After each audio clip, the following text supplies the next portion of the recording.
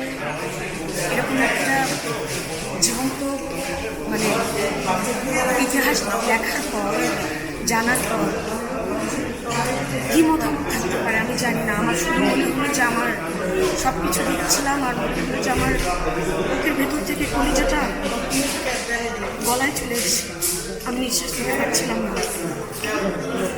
দুঃখ লাগলো এটা ভেবে যে একজন নারী নির্মাণ এত দেরি করে কেন একজন নিরন্নবীকে আমাদের সামনে নিয়ে আসলেন। তরুণ প্রজন্মের আরও জানা উচিত, মুক্তিযোদ্ধাকে জানা উচিত, মুক্তিযোদ্ধাদেরকে জানা উচিত।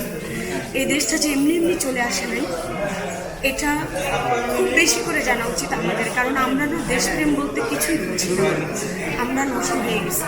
আমরা অনুভব করতে পারি না যে 30 লক্ষ শহীদের লাশের স্তূপে দাঁড়িয়ে এই দেশটা এসেছে, এই মানচিত্র এসেছে, এই পতাকা এসেছে। আমার অনেক ভালো লেগেছে, আমার অনেক বেশি ভালো লেগেছে। এত ভালো লেগেছে যে আমি শ্বাস নিতে পারছিলাম না অনেকক্ষণ। আমি এখনো শ্বাস নিতে পারছি না।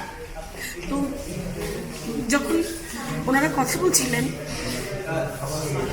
ডিরেক্টর এবং রণবী যখন মঞ্চে ছিলেন, সবাই যখন কথা বলছিল, তখন আমার কাছে মনে হচ্ছিল যে আমরা কেন এতটা নষ্ট জাতি, কেন আমরা কথা বলছি।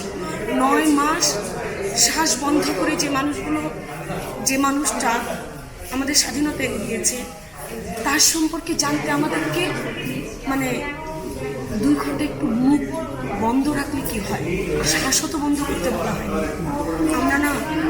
আমরা না কেমন জানি, আমরা বুঝি না কিছু, নিজেদের প্রতি কেনা হয়। নতুন প্রজন্মের জন্য কি বলবেন? নতুন প্রজন্মের জন্য শুধু এটাই বলবো যে মুক্তিযুদ্ধকে জানেন, দেশকে ভালোবাসেন, যেমনই হোক, গরিব হোক, ধুলো হোক, মাটি হোক, ময়লা হোক, আমাদের দেশ আমাদেরই দেশ। এই দেশটা অনেক কষ্ট করে এসছে, অনেক লাশের বিনিময়ে এসছে, অনেক রক্তের বিনিময়ে এসছে। দেশপ্রেমটা থাকা উচিত।